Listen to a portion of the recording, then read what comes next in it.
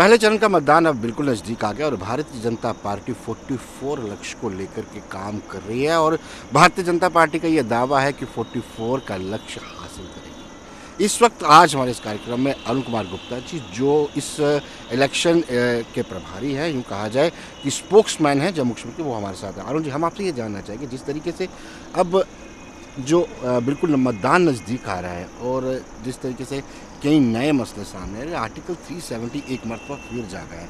हिना भट्ट के बयान के बाद बीजेपी की पोजीशन थोड़ी सी एम्बैरसिंग होती जा रही है। आपका क्या कहना है? मुझे इस बात की बहुत खुशी है कि आज हम आर्टिकल 370 से बात कर रहे हैं। जी जी जी। मैं आपके माध्यम से इस बात को बिल्कुल स्पष्ट करने देना चाहूँगा एक दफ़ा, ताकि हम इस टॉपिक पे हम आगे चलें। अब जी जी जी। हमारे माननीय प्रधानमंत्री जब जम्मू में आए थे, हीरानगर आए थे, उन्होंने वहाँ पे बिल्कुल एक बात बहुत स्पष्ट रख दी थी कि ये जो आर्टिकल 370 है, ये एक ऐसा इशू है जो लोगों के साथ डायरेक्टली लिंक करता है। जी। तो हम ऐसा क्यों ना करें कि ये जो लोगों को मौका दें कि वो डिसाइड करें कि आर्टिकल 370 उनके लिए है या नहीं है। और अगर उनको लगता है कि आर्टिकल 370 उनके लिए सूटेबल नहीं है, या अगर उनको लगता है कि आर्टिकल उनके लिए सूटेबल है, तो है, ठीक है। अरे मैं ये बात कर रहा हिना भट्ट, जो आपकी प्रत्याशी है, वो कह रही है कि अगर आर्टिकल 370 पे कोई बात करता तो सबसे पहले गन वो उठाएंगी। हिना जी का जो कहना है, मैंने भी प्रेस में पढ़ा है, मैंने उनको सुना नहीं, मैंने भी प्रेस में पढ़ा है। बट ठीक है जो उन्होंने कहा, लेकिन उसके बाद जो हम एज ए पार्टी आपसे आज जो क्लैरिफिकेशन दे रहे हैं वो बहुत बिल्कुल स्पष्ट है कि हमारे माननीय प्रधानमंत्री जी ने जो कहा, हमारी पार्टी की लाइन वो है, हम बिल्कुल उस पर चल रहे हैं। ये लोगों का मानना है, लोगों का मत है, लोग जैसे इस पर डिसाइड करेंगे, ये मैटर ऑफ डिस्कशन है। Let's keep it like that, let's discuss. लगता है तो क्या इस बार जो जम्मू कश्मीर में इलेक्शन है आर्टिकल 370 पर लड़े जाएंगे या विकास पर लड़े जाएंगे? इस बारी बिल्कुल क्लियर है जी। इस बारी जो इलेक्शन लड़ा जाएगा वो प्योरली डेवलपमेंट एजेंडा है जी। हम डेवलपमेंट को लेकर जम्मू कश्मीर, लद्दाख जी, तीनों हितों में बहुत ज़्यादा सीरियस हैं कि इतने सालों में जी, जो डेवलपमेंट, मैं ये नहीं कहूँगा कि डेवलपमेंट कम हुई या ज़्यादा हुई, ये लोगों को, हमारे जो रिस्पेक्टेड सिटीज़न हैं वो खुद जान सकते हैं क्या हुआ। हम जो कह रहे हैं वो ये कह रहे हैं कि हमें मौका दीजिए। हमारे माननीय प्रधानमंत्री जी जो आज इस देश को के सर्वोच्च नेता हैं, उनका कहना ये है कि एक दफ़ा अगर आप हमें अपॉर्चुनिटी देते हैं, हम आपको डिफरेंस ज़रूर बताएंगे कि डेवलपमेंट में और एक्चुअल डेवलपमेंट में क्या फ़र्क हो, पर एजेंडा हमारा डेवलपमेंट। अरुण, रिस्पेक्टेड सिटीजन को ये कुछ चीज़ें हजम नहीं हो रही, जैसे अलगाववादियों से भारतीय जनता पार्टी की बातचीत, ये चीज़ें रिस्पेक्टेड सिटीजन खास तौर पर टनल के इस पार जो है उनको ये हजम नहीं हो रही हैं। हमने किसी भी ऐसे गुट से बात नहीं की जी। हम इसमें भी हमारा मत बड़ा साफ है कि कोई भी अगर इस भारत के संविधान की धारा में आके अब हमसे बात करना चाहे, कोई भी, हम ओपन है, दरवाज़ा हमारा खुला है। लेकिन ये कहते हुए मैं ये साफ करना चाहूँगा, हमने किसी से बात नहीं की, हम किसी से बात करेंगे भी नहीं, क्योंकि जो चीज़ हमारे आपकी पार्टी मतलब भारतीय जनता पार्टी का ये लॉजिक है कि विद इन कॉन्स्टिट्यूशन अगर कोई भी बातचीत करना चाहते तो आप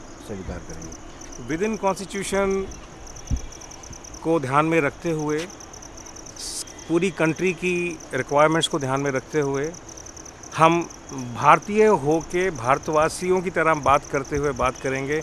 हमें सब स्वीकार है, हम ओपन आर्म से सबको स्वीकार करेंगे। और एक क्वेश्चन और भी है जी, आपको क्या उम्मीद वैली से लग रही है? क्योंकि वैली में अभी तक भारतीय जनता पार्टी का ऐसी कोई पैठ नहीं थी, कोई ज़्यादा मजबूत पार्टी के रूप में भारतीय जनता पार्टी नहीं उभर आई है, ना ही ऐसे कोई काम किया था अभी तक। मेरे को बहुत खुशी है आपने मुझसे सवाल पूछा, क्योंकि मैं अभी कश्मीर से आया ही हूँ। जी। मैं अभी पहुँचा ही हूँ कश्मीर से और सीधा मैं एयरपोर्ट से उतरा हूँ। कश्मीर में जो बदलाव हम देख रहे हैं वो इतना ज़्यादा है, लोगों के बीच में जो एक इतनी ज़्यादा वहाँ पे उनमें एक खुशी है कि भारतीय जनता पार्टी जो है आज उनके बीच में एक बड़ा वाइबल अल्टरनेटिव बन के उभरी है जी। और ये जो वाइबल अल्टरनेटिव बना है, लोग इतने ज़्यादा इनकरेज हैं इस चीज़ से, और आप, मुझे पूरी उम्मीद है कि आपका वहाँ पे ये माध्यम वहाँ भी चलता है। जी। और वहाँ पे जहाँ भी हमने ये जो पब्लिक रैलीज़ हम करते हैं और जिस तरह का रिस्पांस आज वहाँ है, ये प्योरली निशानी है इस चीज़ की कि भारतीय जनता पार्टी का जो डेवलपमेंट एजेंडा है, जो वो चेंज लाना चाहते हैं सिस्टम में, उसकी एक्सेप्टेंस पूरी तरह है। और मैं भी आपको विश्वास दिलाता हूँ, हम भी सीरियस हैं इसमें। बहुत चेंज। भारतीय जनता पार्टी को वहाँ के लोग स्वीकार करते हैं, मतलब आप ये कहना चाहते हैं? मैं ये और सेकंड थिंग, आप इतने जल्दी कैसे कर पाए? क्या प्रधानमंत्री नरेंद्र मोदी एक दिवाली वहाँ पे बिताते हैं तो क्या कश्मीर के सोच है, कश्मीर के लोगों की सोच है वो बदल जाती है? या फिर फ्लड आता है तो एक बार राजनाथ सिंह जाते हैं और 2 मरतबा प्रधानमंत्री जाते हैं, क्या उससे सोच बदली है? भारतीय जनता पार्टी एक पार्टी ही नहीं, एक सोच है जी। जो हम बात करते हैं, जो हमारे प्रधानमंत्री पूरी दुनिया में बात करते हैं, उस सबसे हमें इस बात का बड़ा गर्व है। हम पार्टी में भी और इन भारत देशवासियों को भी हम बिल्कुल साफ स्पष्ट बात करते हैं, बिल्कुल एक लाइन पे डायरेक्शन क्लियर है हमारी, वो है जैसे हमने पहले कहा डेवलपमेंट एजेंडे की।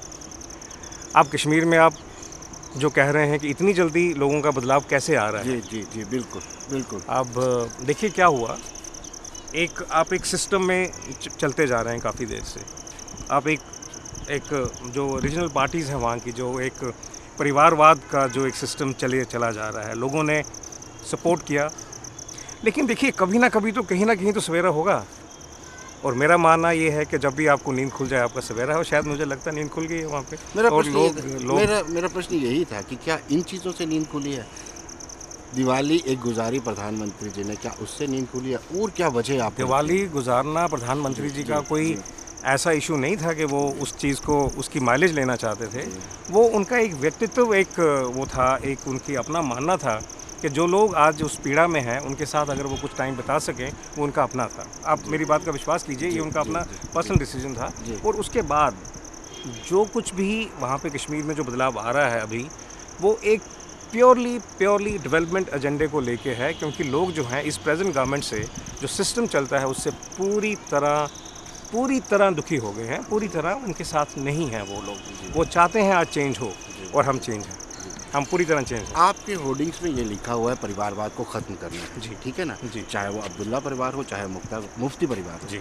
लेकिन अगर फ्रैक्चर्ड मैंडेट आता है तो तीसरे परिवार से आप कांग्रेस वालों से हाथ मिलाएंगे? मुझे पूरी उम्मीद है कि फ्रैक्चर्ड मैंडेट नहीं आए। इन केस मैं उस सिचुएशन की बात ही नहीं करूं जिसके बारे में मैं बिल्कुल श्योर हूं कि नहीं आएगा। मैं पक्का है मुझे कि मैंडेट जो है हमें ही मिलेगा। मेरा जो विश्वास है, मेरा विश्वास उस आधार पे है कि हम आज बहुत क्लियर और स्पष्ट बात कर रहे हैं अपने रिस्पेक्टेड सिटीजन के सामने। देखिए आपने इतने साल सिस्टम कश्मीर में हो, कहीं भी हो, और आई थिंक पार्लियामेंट इलेक्शन अभी दूर नहीं हुई, अभी कुछ ही महीनों की बात है, 2-3 महीने 4 महीने पहले पार्लियामेंट इलेक्शन हुआ। आपने देखा हमें कैसे मैंडेट मिला।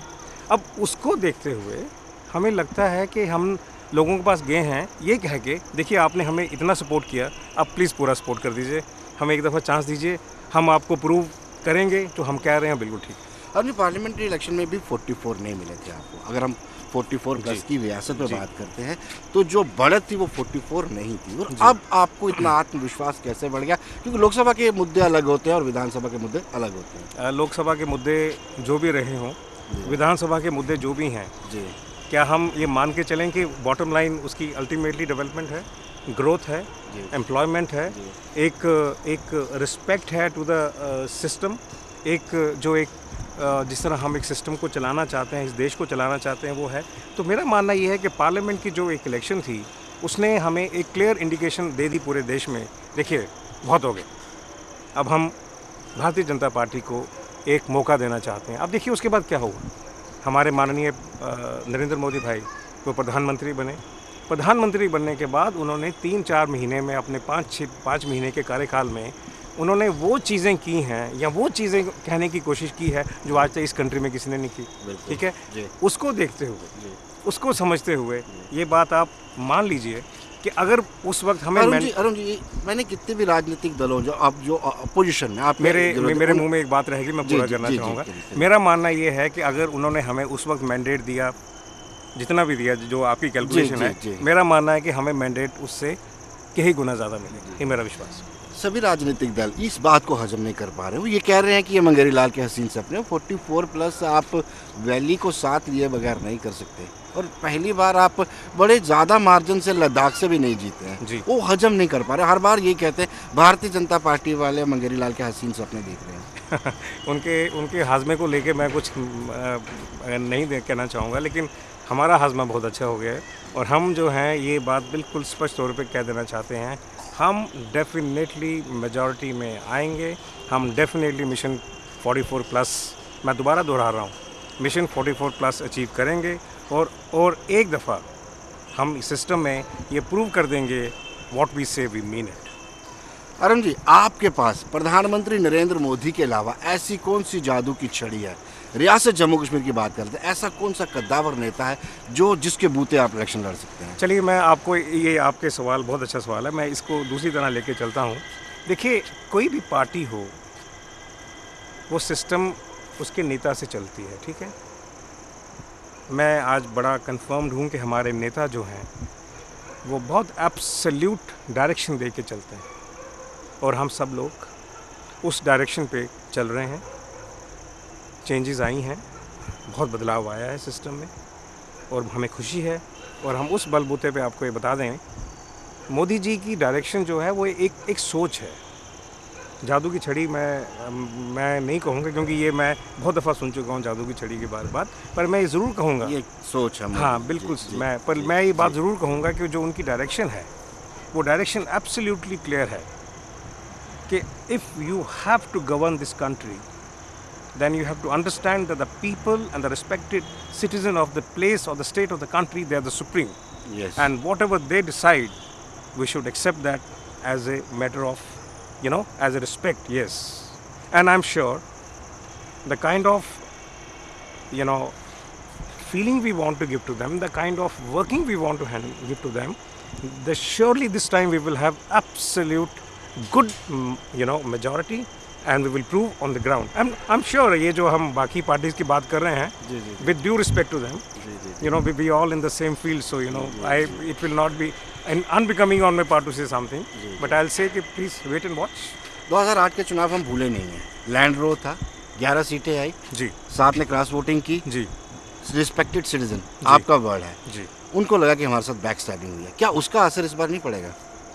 आपने ये भी बहुत अच्छा सवाल पूछा है। अब देखिए क्या हुआ, आई एम श्योर हमसे ज़्यादा आपको पता है इस बात की कि जब ये बात जिसकी हम बात कर रहे हैं, लोग जो बैक अनफॉर्चुनेट जो भी आप कह रहे हैं, लेकिन जब ये चीज़ एक कोर्ट में गई, लीगल पॉइंट ऑफ व्यू से बात मैं कर रहा हूँ, कोर्ट ने विद कॉस्ट इसको डिसमिस कर दिया, ये कह के इट्स नॉट प्रूव्ड। अब जब हम ये बात कर रहे हैं तो पहले हम लीगल एस्पेक्ट की बात कर लें, वो क्लियर है। अब रही बात दूसरी सिद्धांत की, उसके हिसाब से अगर कोई चीज़ गलत हुई है हमारे respected, again I would say respected citizen के पॉइंट ऑफ व्यू से, तो आप प्लीज़ इस बात को अप्रिशिएट कीजिए कि पार्टी ने उनमें से किसी को मैंडेट नहीं दिया। जब नहीं दिया है उसका ये मतलब है कि वी रिस्पेक्ट द फीलिंग्स, हमें इस चीज़ का पूरा एहसास है और अकॉर्डिंगली पार्टी की जो टॉप लीडरशिप है उन्होंने डिसाइड किया है इस पर और आपके सामने है। अरुण जी, आप एक चीज़ बताइए कि आपने 6 से 7 सीटिंग एमएलए, 8 सीटिंग एमएलए को टिकट नहीं दी, जिसमें से 6-7 टेंटेड, सो कॉल्ड टेंटेड जी, उनको टिकट नहीं दी। वो नाराज़ बैठे हुए, कुछ लोग दूसरी पार्टी में जा रहे हैं, पाला बदल रहे हैं और कुछ लोग इंडिपेंडेंट लड़ने की कोशिश कर रहे हैं। आपने बोल्ड डिसीजन लिया, नो डाउट, ऐसा शायद ही कोई पार्टी लेगी, लेकिन क्या आपने ये नहीं सोचा प्रॉज एंड कॉन नहीं देखे कि इससे नुकसान भी हो सकता है?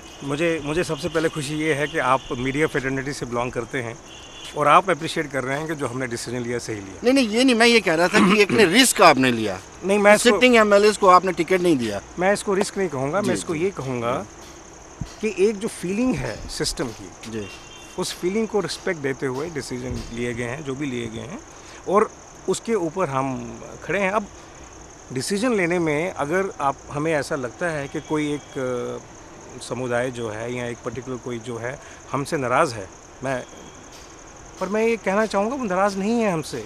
हो सकता है घर में होता है, घर में भी 2 भाई हों, 4 भाई हों, आपस में कुछ मन मुटाव हो तो छोटी मोटी बात होती है, लेकिन मैं आपको बताऊं काफ़ी लोग जो हैं उनमें से वो पार्टी के साथ हैं, पार्टीज़ की एक्टिविटीज़ में पार्टिसिपेट कर रहे हैं और हमारी पूरी कोशिश है कि वो कोई भी हमसे नाराज़ होकर ना जाए, क्योंकि वो हमारे बहुत पुराने साथी हैं, उन्होंने बहुत काम किया है पार्टी के लिए और पार्टी को उस चीज़ का बुरा नहीं मानिए। जब आप पैराशूट कैंडिडेट देते हैं, यानी कि आप बात करते कविंदर गुप्ता की, वो डिज़र्व करते थे वेस्ट में, प्रबल दावेदारी थी, टॉप पे थे। जी उनको वेस्ट से टिकट ना देकर के साथ सीए को टिकट दिया गया। जी कैंट में दावेदारी उनकी नहीं थी, जी रोम में भी नहीं थे, जी उनको कैंट की टिकट दे दी। जी।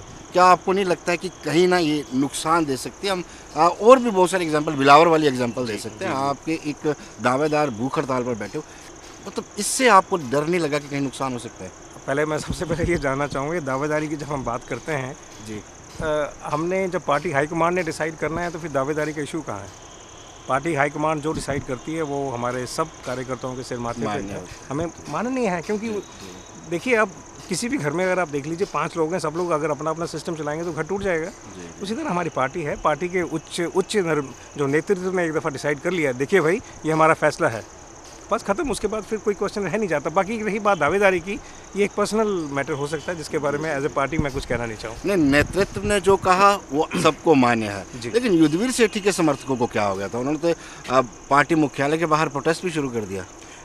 उन्होंने जो किया वो उनका एक अपने घर के प्रति एक रोष हो सकता है, जिसको जी। पार्टी ने बहुत ग्रेसफुली कहा कि देखो ऐसा होता है, एक ही को चुनाव लड़ना है भाई, तो आप पार्टी का हिस्सा हो। और आज युद्धवीर सेठी जी जो हैं वो पार्टी के सक्रियता से। बहुत जी, सक्रिय हैं और पार्टी के बड़ी सीनियर लेवल पे ऑपरेट कर रहे हैं आज। वो बहुत मैनेजमेंट कमेटी में बहुत सीनियर हैं वो आज कर रहे हैं, और मुझे पूरी उम्मीद है ये सब चलेगा। ये जो मौजूदा सरकार है नेशनल कॉन्फ्रेंस ऑफ कांग्रेस की, इसने लास्ट टाइम पे एक अच्छा कार्ड खेला है, एक खतरनाक कार्ड भारतीय जनता पार्टी को लेकर के खेला है। जो पीओके के रिफ्यूजी थे उनकी वन टाइम सेटलमेंट को लेकर के पैकेज तैयार किया था 9,026 करोड़ रुपए का। जी वो पैकेज सेंटर को भेजा, जी यानी गेंद सेंटर के पाले में डाल दी। जी। ठीक है, सेंटर ने उसको रिजेक्ट कर दिया। क्या आपको नहीं लगता है कि ये भारतीय जनता पार्टी के गले की फांस बन गई है पीओके रिफ्यूजियों का ये पैकेज? नहीं, मैं इसको मैं थोड़ा सा इस तरह कहना चाहूँगा कि मुझे खुशी होती, यहाँ भारतीय जनता पार्टी को खुशी होती अगर ये काम उन्होंने अपने कार्यकाल में किया होता। जब उनके पास उनकी गवर्नमेंट थी दिल्ली में, जब वो खुद गवर्नमेंट में थे यहाँ, तो तब उनको ख्याल नहीं आया। और आज उनको लगा कि मैं अब 2 दिन के बाद जा रहा हूँ, तो उन्होंने एक चीज़ बनाई। मैंने पहले ही कहा वो कार्ड खेला है उन्होंने। नहीं, मैं इसको जी, कार्ड जी, नहीं जी, बोलूँगा, जी, मैं जी, इसको बोलूँगा जी। कि उन्होंने उन लोगों के प्रति, जो लोग उनके पास इस मुद्दे को लेके या इस आधार को लेके जाके उन्होंने कहा कि देखिए हमारा ये जेन्युइन इशू है, आप इसको करिए, तब उन्होंने नहीं किया। इसका मतलब क्या हुआ? इसका मतलब हुआ उन लोगों के प्रति this is called as stabbing, actually stabbing them at back. जी, जी, बैक हमारे स्टैबिंग किया। बैक स्टैबिंग लेकिन किया। एक सेक्शन जो है ना पीओके रिफ्यूजियों का, वो उनका कहना है कि उन्होंने अल्टीमेटम दे दिया।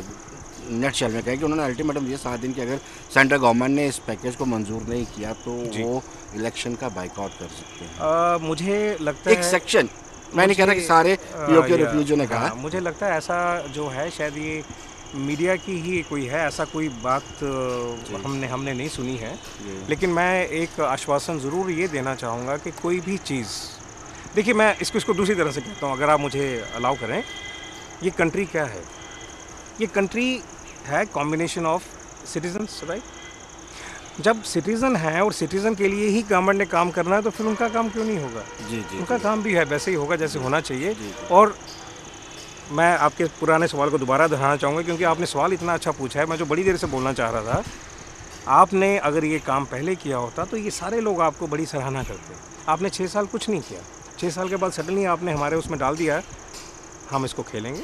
हम जब यानी आप कहते हैं कि जस्टिस डिले हुआ है? जस्टिस डिले नहीं हुआ है, मैं डिले नहीं कहूँगा, मैं कहूँगा जस्टिस डिनाइड हुआ है। डिनाइड हुआ है। कश्मीरी विस्थापित पंडितों को लेकर के भारतीय जनता पार्टी के पास क्या मसौदा है? जिस तरीके से पीओके रिफ्यूजियों के कुछ सेक्शन ने ये कहा है कि वो चुनाव का बहिष्कार कर सकते हैं, वैसे ही कश्मीरी विस्थापित पंडितों ने आज कहा है कि वो नोटा का इस्तेमाल कर सकते हैं। उन्होंने कुछ अपनी 6 डिमांड्स रखी हैं, और भारतीय जनता पार्टी के पास उनके लिए क्या एक मसौदा है? Bharatiya Janata party as a subject, हम कश्मीरी विस्थापितों की बात करें अगर, हमारे बहुत करीब हैं, हमारे दिल में उनका जो दर्द है, जो उनकी संवेदना है, हमारे बहुत क्लोज है हमारे दिल में। और उसके बारे में पार्टी जो है बहुत सीरियस है।